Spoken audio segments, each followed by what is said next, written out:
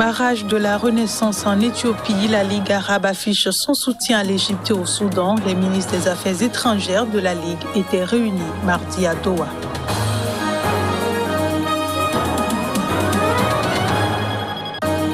Élection générale du 21 juin prochain en Éthiopie, des partisans du parti d'opposition Ezema ont organisé un dernier meeting à Addis Abeba.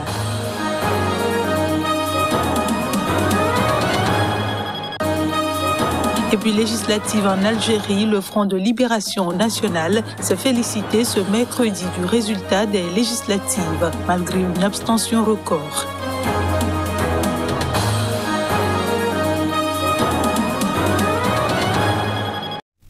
Merci de votre fidélité à ce rendez-vous d'information. Bienvenue à tous. Des djihadistes nigériens liés au groupe État islamique ont relâché 10 otages, dont 7 travailleurs humanitaires locaux. Cela intervient après plusieurs semaines de négociations, ont affirmé mercredi une source onusienne et une responsable d'organisation impliquée dans les transactions. Les précisions. Les otages enlevés entre décembre et avril dans le nord-est du Nigeria par le groupe État islamique en Afrique de l'Ouest, ISWAP, ont été libérés lundi, selon ces sources. La rébellion djihadiste dans cette partie du pays, le plus peuplé d'Afrique, a débuté en 2009 avec les attaques du groupe Boko Haram, puis de l'ISWAP, issu d'une scission de Boko Haram. Les deux groupes ont régulièrement enlevé des travailleurs humanitaires. Nous avons assuré la libération de 10 otages retenus par l'ISWAP, dont 7 travailleurs humanitaires, a déclaré Oumou Kaltoum Mohamed, à la tête de la Fondation Kaltoum pour la paix, qui a participé aux négociations, comme elle l'a déjà fait par le passé. C'est le résultat de longues semaines de discussions avec les ravisseurs, a-t-elle affirmé. Parmi les otages libérés, un employé du Programme alimentaire mondial PAM, et un autre du Comité international de la Croix-Rouge, CICR, avait été enlevé en décembre, tandis qu'un employé du Haut Commissariat des Nations Unies pour les réfugiés HCR l'avait été en janvier.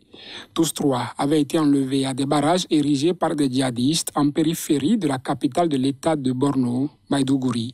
Les 4 autres travailleurs humanitaires libérés avaient été kidnappés en avril dans la ville de Dikwa, lorsque les combattants de l'ISWAP avaient lancé une attaque sur la ville et détruit un centre d'opération de l'ONU.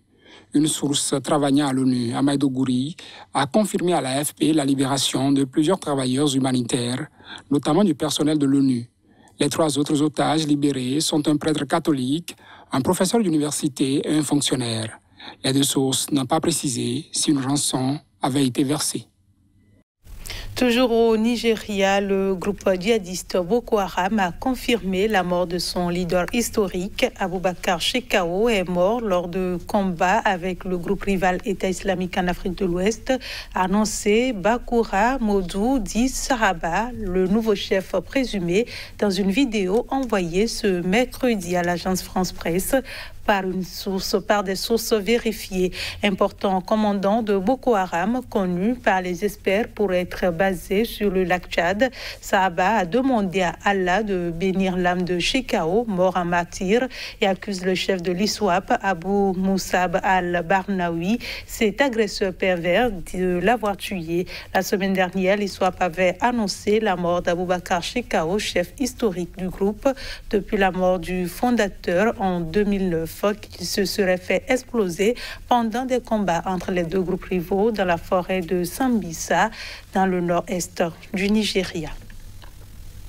Ce journal se poursuit en Algérie. Les 2 partis vainqueurs des législatives, le Front de Libération Nationale et les islamistes du mouvement de la Société pour la paix, se sont félicités ce mercredi du résultat du scrutin. Ceci malgré une abstention record, le MSP envisageant d'entrer au gouvernement. Les précisions. Le secrétaire général du Front de Libération Nationale, Abou Elfad Badji, a tenu une conférence de presse à Alger après que le parti au pouvoir a remporté les législatives anticipées, marquées par une abstention historique. Merci aux différents services de sécurité qui ont fait de grands efforts pour sécuriser les personnes et les institutions et faire de ce processus électoral un succès. Et merci à Dieu et à ceux qui ont fait entrer le parti du Front de Libération Nationale dans l'histoire. Gloire aux Algériens.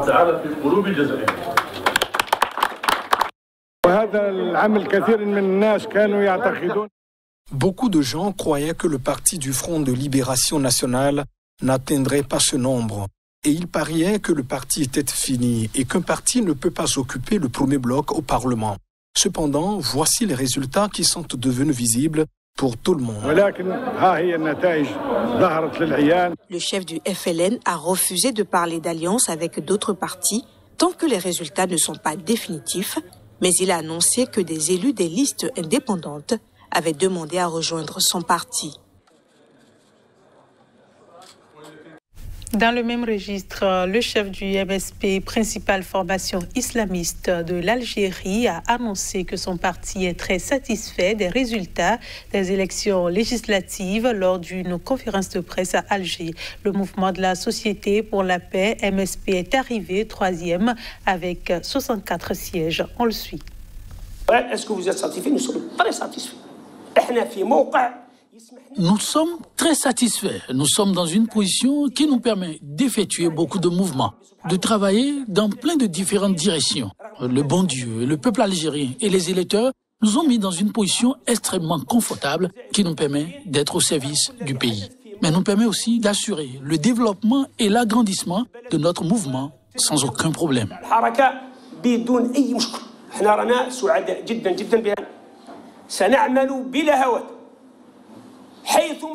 Nous travaillerons sans relâche là où nous serons pour combattre la corruption et éliminer les restes du gang. Je vous le dis, ce qui est arrivé comme dépassement est la preuve des restes de la mafia.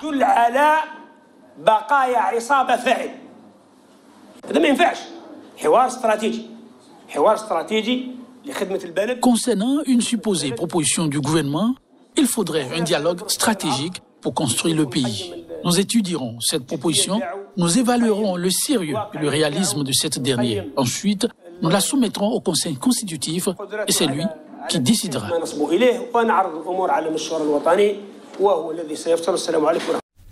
Je le disais en titre, en Éthiopie, des partisans du parti d'opposition Ezema ont organisé un dernier meeting à Addis Abeba avant les élections générales du 21 juin prochain. Mais certains partis d'opposition, dont 2 dans la région de l'Oromia, la plus grande et la plus peuplée du pays, boycottent le scrutin. Reportage.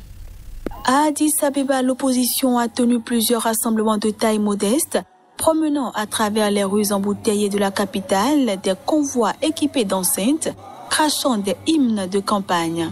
Sur la place Meskel, carrefour emblématique de la capitale, Ezema, un parti d'opposition, a réuni une centaine de militants, appelant à un futur pacifique sous le regard distant de policiers. Les électeurs voteront lundi sur la voie que suivra l'Éthiopie. J'espère que ce sera un processus pacifique.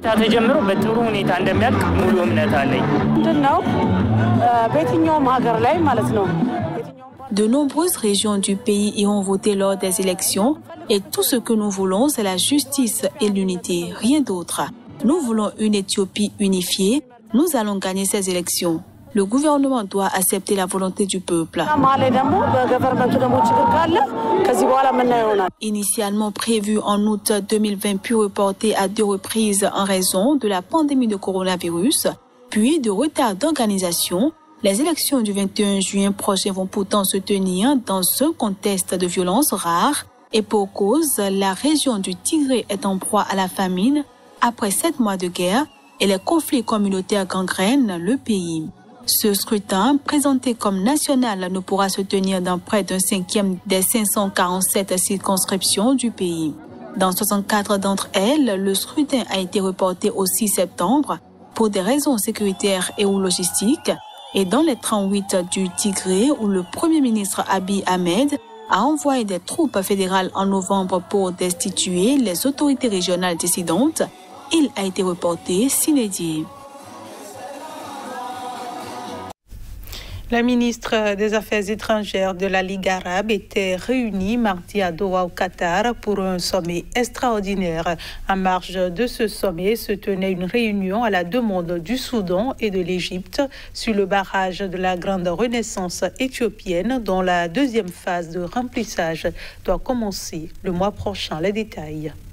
Les membres de la Ligue arabe se sont prononcés à l'unanimité en soutien à Khartoum et au Caire et pour l'intervention de l'ONU.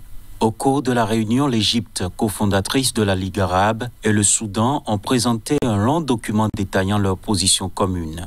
Aucun pays membre n'a exprimé de désaccord et tous se sont entendus pour déplorer que la médiation congolaise, au nom de l'Union africaine, était pour l'instant sans résultat. Des mesures graduelles par étapes doivent être prises pour soutenir l'Égypte et le Soudan dans ce dossier. Parmi elles, la saisie rapide du Conseil de sécurité de l'ONU a expliqué lors d'un point de presse mardi 15 juin le ministre qatarien des Affaires étrangères, ajoutant que la sécurité et l'approvisionnement en eau de l'Égypte et du Soudan étaient une partie intégrante de la sécurité nationale arabe. Mais l'Éthiopie, qui se retrouve donc en face avec une opposition des pays du Golfe, avec qui les relations sont pourtant plutôt bonnes, a aussitôt fait savoir qu'elle rejetait intégralement la position arabe. Un communiqué du ministre éthiopien des Affaires étrangères a même exprimé sa consternation face aux positions erronées sur le sujet, lesquelles ignorent, dit Addis Abeba, les droits légitimes de l'Éthiopie, où se trouvent les sources du Nil. Et c'est ici que prend fin cette édition. Merci de votre fidélité et bonne suite de programmes sur Sika TV.